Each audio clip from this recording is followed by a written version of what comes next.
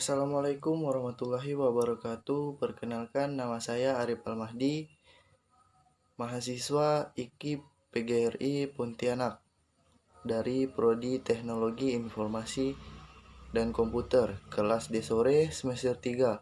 Di sini saya akan menjelaskan sedikit mengenai apa itu kurikulum. Apa tujuan adanya kurikulum dan penjelasan lain tentang kurikulum. Pengertian kurikulum. Apa sebenarnya yang dimaksud dengan kurikulum itu? Apa fungsi, tujuan, komponen sebuah kurikulum, dan bagaimana sejarah dari kurikulum itu? Nah, mari kita simak penjelasannya. Sini saya akan menjelaskan sedikit tentang telaah kurikulum. Pengertian kurikulum. Pengertian kurikulum adalah kumpulan rencana, tujuan, materi pembelajaran, dan bahkan cara mengajar yang digunakan sebagai pedoman para pengajar demi tercapainya tujuan akhir pembelajaran. Secara etimologis, kurikulum berasal dari kata yang diambil dari bahasa Yunani, yaitu kurir, yang berarti pelari, serta kurere, yang artinya tempat berpacu. Istilah ini dahulunya digunakan dalam dunia olahraga. Jika ditinjau dari segi istilah, kata kurikulum dapat diartikan sebagai suatu jarak yang harus ditempuh oleh seorang pelari agar dia bisa mendapatkan medali atau penghargaan. Kemudian, hal tersebut diadaptasi ke dalam dunia pendidikan menjadi sejumlah mata pelajaran yang harus dipelajari atau ditempuh oleh seorang peserta didik demi mendapatkan ijazah sebagai penghargaannya. Selanjutnya, pengertian kurikulum menurut para ahli. Yang pertama, Undang-Undang Nomor 20 Tahun 2003. Dalam artinya seperangkat rencana dan pengaturan mengenai tujuan, isi, dan bahan pelajaran serta cara digunakan sebagai pedoman penyelenggaraan kegiatan pembelajaran untuk mencapai tujuan pendidikan tertentu. Kedua, Prof. Dr. S. Nasution, MA. Dalam bukunya yang bertajuk Kurikulum dan Pengajaran, beliau menyatakan bahwa kurikulum adalah serangkaian rencana yang disusun demi melancarkan proses belajar mengajar. Rencana tersebut dilakukan di bawah bimbingan dan tanggung jawab lembaga pendidikan dan para pengajar di lembaga tersebut. 3. Dr. Haji Nana Sujana. Dalam bukunya yang berjudul Pembinaan dan Pengembangan Kurikulum di Sekolah, beliau berpendapat bahwa kurikulum merupakan kumpulan niat dan harapan yang tertuang dalam bentuk program pendidikan yang mana dilaksanakan oleh guru di sekolah. Jadi, dapat disimpulkan bahwa kurikulum juga merupakan alat atau saran yang dirumuskan demi tercapainya tujuan. Pendidikan melalui proses pengajaran. Fungsi kurikulum.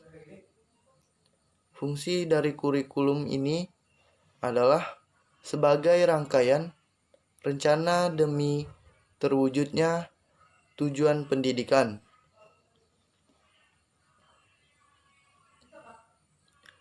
Tentu, kurikulum memiliki beberapa fungsi. Sebagai berikut adalah fungsi dari kurikulum. Yang pertama, fungsi penyesuaian kurikulum memiliki sifat mampu beradaptasi dengan perubahan yang terjadi dalam lingkungan yang cenderung dinamis. Selanjutnya, yang kedua, fungsi integrasi kurikulum mampu menjadi alat pendidikan yang dapat membentuk pribadi-pribadi yang utuh serta berintegrasi di masyarakat.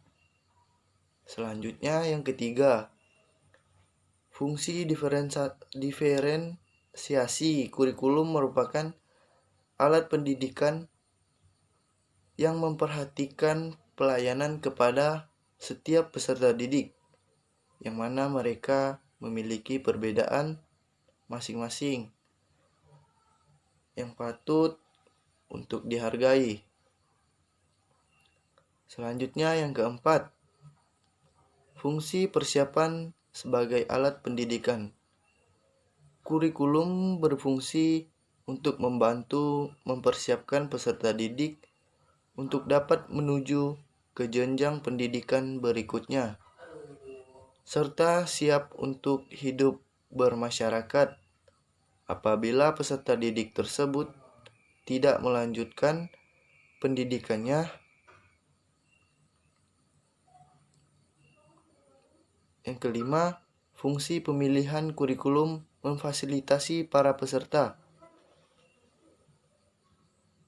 didik dengan cara memberi mereka kesempatan untuk memilih program belajar yang sesuai dengan minat serta bakatnya. Yang keenam, fungsi diagnostik kurikulum berfungsi untuk memahami dan mengarahkan potensi seorang peserta didik agar dia dapat menggali terus potensi dan memperbaiki kelemahannya.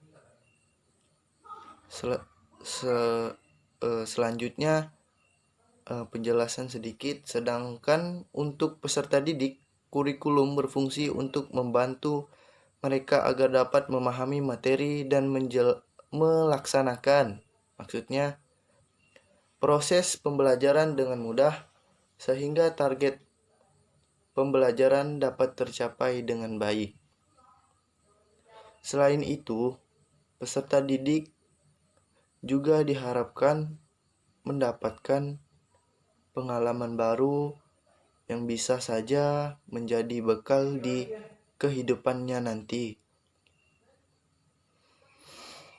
Selanjutnya, tujuan kurikulum.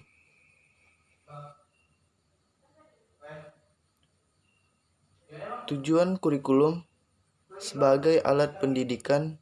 Tentu, kurikulum diciptakan bukan tanpa tujuan. Bahkan, kurikulum muncul dan terus berkembang agar dapat mencapai tujuan pendidikan.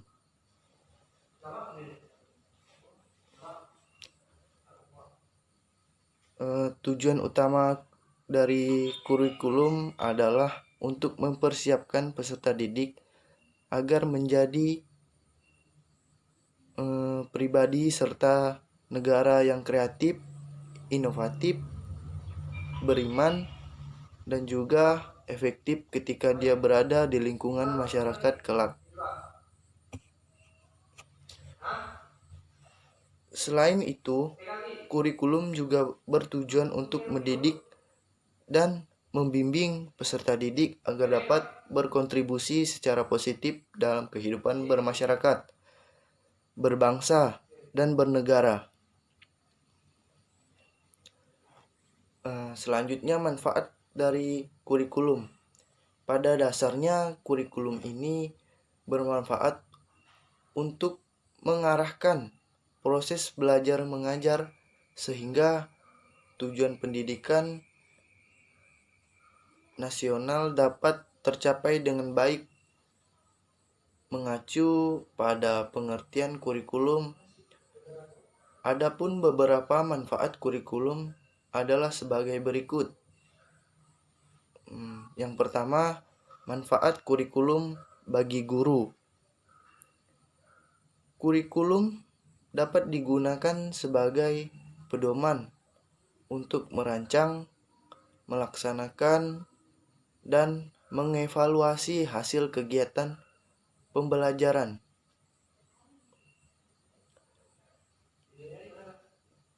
Kurikulum dapat membantu memberikan pemahaman kepada tenaga pengajar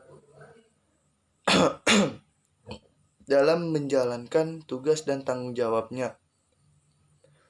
Kurikulum dapat mendorong tenaga pengajar untuk lebih kreatif dalam proses belajar mengajar. Kurikulum juga dapat membantu menunjang pengajar agar lebih baik. Yang kedua, manfaat kurikulum bagi sekolah. Kurikulum akan mendorong sekolah untuk menyukseskan penyelenggaraan pendidikan KTSP dalam kurung kurikulum tingkat satuan pendidikan. Kurikulum akan membuka peluang bagi pihak sekolah untuk mengembangkan kurikulum sesuai dengan kebutuhan. Kurikulum juga dapat digunakan sebagai alat dalam upaya pencapaian tujuan program pendidikan. Yang ketiga, manfaat kurikulum bagi masyarakat. Kurikulum dapat dijadikan pedoman atau standar bagi orang tua dalam membimbing proses belajar anaknya. Kurikulum juga memungkinkan masyarakat untuk ikut berpartisipasi dalam mengembangkan dan menyempurnakan program pendidikan, yaitu melalui kritik dan saran membangun. Selanjutnya, komponen kurikulum.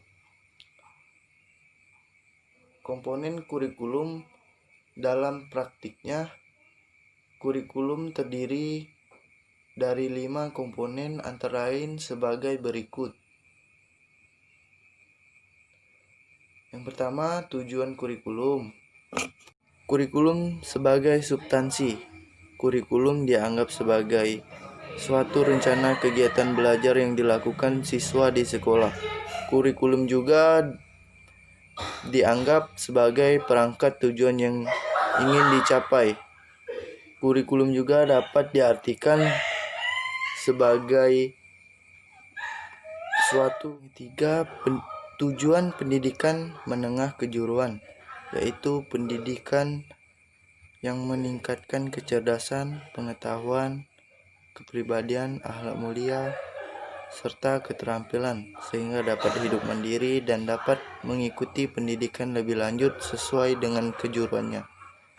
Yang kedua, kurikulum. Kurikulum mengandung materi yang berupa serangkaian bahan ajar yang akan digunakan dalam kegiatan belajar mengajar demi tercapainya tujuan pendidikan di negara tersebut. Adapun sebagai substansi, kurikulum dianggap sebagai suatu rencana kegiatan belajar yang dilakukan siswa di sekolah.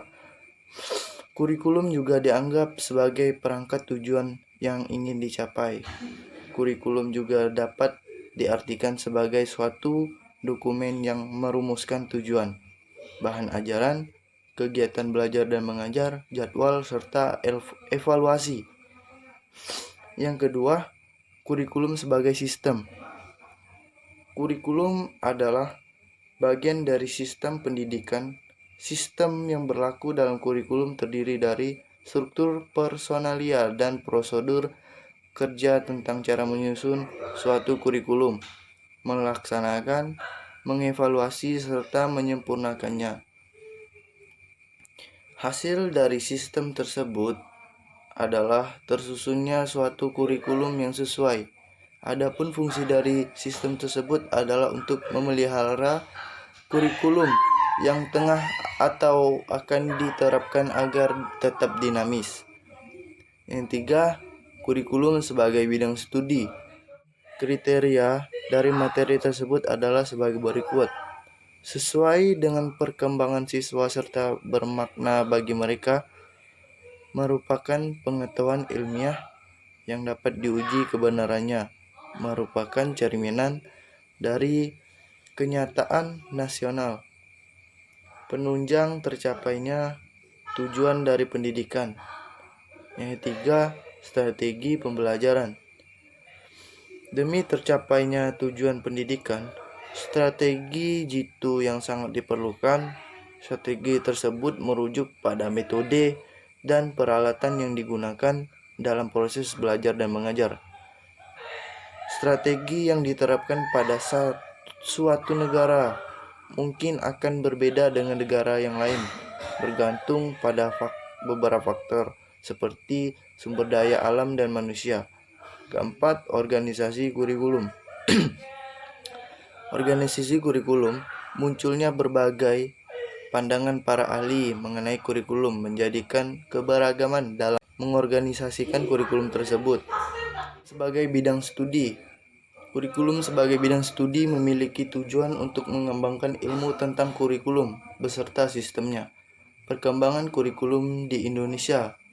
Karena kurikulum bersifat dinamis, yaitu menyesuaikan dengan perkembangan zaman. Tidak mengherankan jika kurikulum di Indonesia mengalami pergantian dari masa ke masa. Kurikulum yang di Indonesia yang pertama disebut dengan Rejana Pelajaran. Rejana 1947 yang menekankan pada pembentukan karakter masyarakat Indonesia sebagai manusia yang merdeka dan berdaulat. Kemudian, kurikulum tersebut disempurnakan oleh Rencana Pembelajaran Terurai 1952 yang mulai menerapkan seorang guru mengajar satu mata pelajaran. Pada tahun 1946, kurikulum di Indonesia kembali disempurnakan dengan penekanan pada program Pancawardhana, pengembangan moral, kecerdasan, emosional, keterampilan, dan jasmani. Pada tahun 1968, kurikulum di Indonesia mengalami perubahan kembali, menekankan pada pembentukan manusia Pancasila sejati. Dan pada tahun 1975, kurikulum yang baru menggantikan kurikulum 1968. Kurikulum yang baru ini dikenal dengan sebutan Satuan Pelajar, yang maksudnya adalah rencana pelajaran setiap satuan bahasa. Kurikulum kembali mengalami pembaharuan di tahun 1984, 1994, 1999, 2004, 2006, dan yang terakhir di tahun 2013. Kurikulum 2013 yang biasa dikenal dengan K13 menitik beratkan pada 3 aspek, yaitu pengetahuan, keterampilan, dan perilaku. Perubahan bukan hanya ditemui pada cara penilaian dan penyajian nilai tersebut, tetapi juga pada materi pembelajarannya. Meskipun beberapa ahli mendefinisikan kurikulum dengan cara pandangan yang berbeda, intinya tetap sama, yaitu sebagai cara untuk mencapai tujuan pendidikan. Apapun kurikulum yang diterapkan pasti bertujuan untuk menciptakan generasi muda yang lebih baik. Sekian penjelasan tentang kurikulum mata kuliah kurikulum saya. Jika ada salah-salah kata atau kata-kata yang kurang berkenan, mohon dimaafkan. Saya akhiri. Wassalamualaikum warahmatullahi wabarakatuh.